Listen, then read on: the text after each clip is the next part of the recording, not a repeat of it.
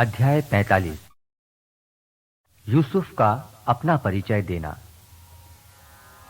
अब यूसुफ अपने परिचरों के सामने अपने को वश में नहीं रख सका और पुकार कर उनसे बोला, सब के सब बाहर जाओ।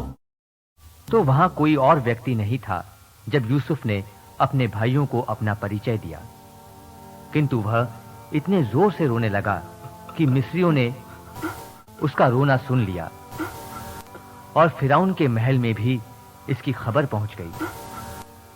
यूसुफ ने अपने भाइयों से कहा, मैं यूसुफ हूं। क्या मेरे पिताजी अब तक जीवित हैं? उसके भाई यूसुफ को देखकर इतने घबरा गए कि वे उत्तर में एक शब्द भी नहीं बोल सके। यूसुफ ने अपने भाइयों से कहा, मेरे और निकट आ जाओ। और वे उसके पास आए। उसने कहा, मैं तुम्हारा भाई यूसुफ हूं, जिसे तुमने मिस्र में बेच दिया था। अब तुम इसलिए ना तो शोक करो और ना अपने को धिक्कारो कि तुमने मुझे यहां बेच दिया, क्योंकि ईश्वर ने तुम्हारे प्राण बचाने के लिए मुझे तुमसे पहले यहां भेजा। इस देश में 2 वर्ष से अकाल पड़ रहा है और अभी 5 वर्ष शेष हैं, जिनमें न हल जोता जाएगा और न फसल काटी जा सकेगी।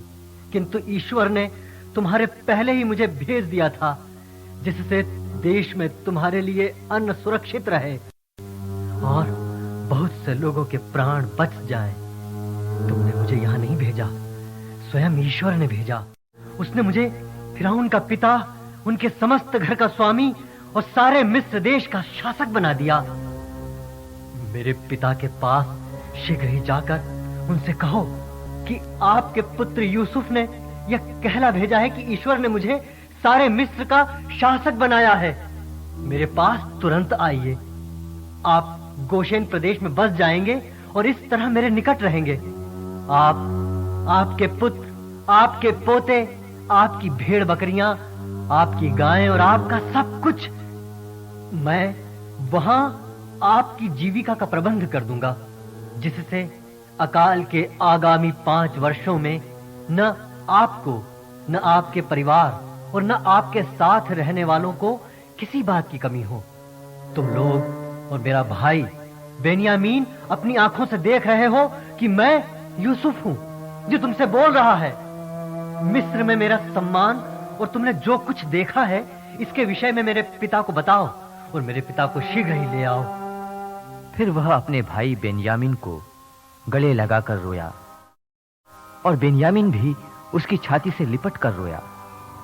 इसके बाद उसने अपने सब भाइयों का चुम्बन लिया और रोते हुए उनको गले लगाया। तब उसके भाई उससे बातें करने लगे। फिरौन का आमंत्रण। फिरौन के महल में भी यह खबर पहुंच गई कि यूसुफ के भाई आए हैं। इससे फिरौन और उसके दरबारियों को प्रसन्नता हुई। फिरौन ने यूसुफ से कहा, अपने भाइयों से कहो कि अपने पशुओं को लाद कर कनान देश वापस जाओ। अपने पिता और अपने परिवार के लोगों को मेरे यहां ले आओ।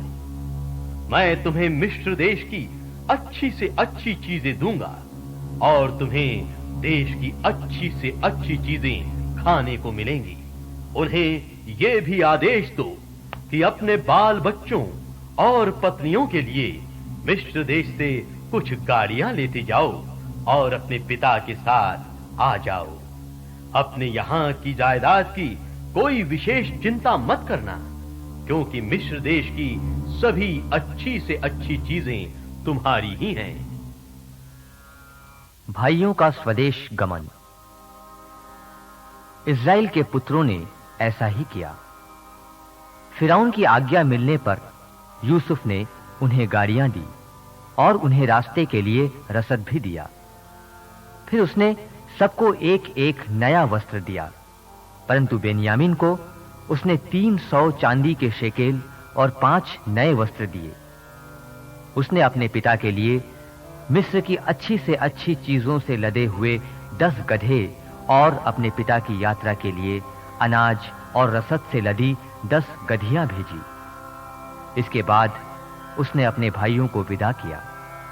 जब वे जाने लगे तो उसने उन्हें चेतावनी दी कि वे यात्रा में झगड़ा नहीं करें।